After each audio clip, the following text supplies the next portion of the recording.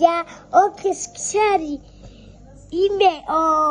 δεν είμαι Γιάννης Ιωάννου, είμαι ο Μιχαλάγγελος Αναστασιάδους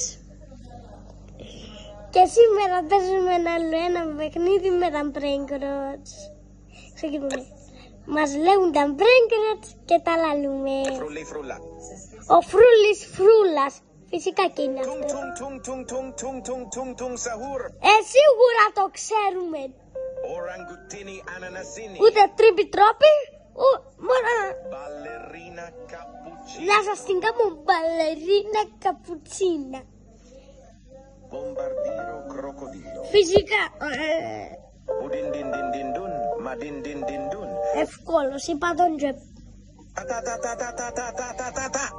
Sahur. Έκαμε ένα λάθος πριν, αλλά μπράτσε.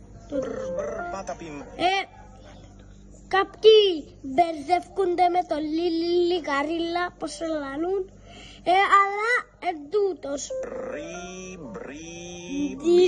Δίκους, δεπίκους.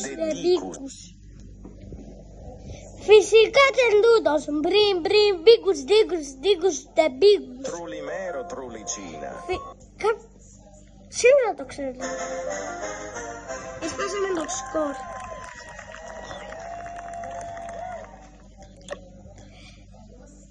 Trallallero, trallallà. Κορκορδίλα, κουαρκουαλά. Φυσικά και αυτό. Lirilarila. Λιγαρίλα. Trulimero, trulicina. Τον πάλι. Dicus, de la vacca Σατουρνίτα. Bombini, gusini. Φυσικά σας τον είπα. Patapim. Φυσικά και εγώ. Scimpanzini, bananini. Φυσικά τούτος. Garam, mararam, raraman, mararaman. Σίγουρα τούτος γιατί πάνω το. Για παιδιά, τέλειωσε το βίντεο.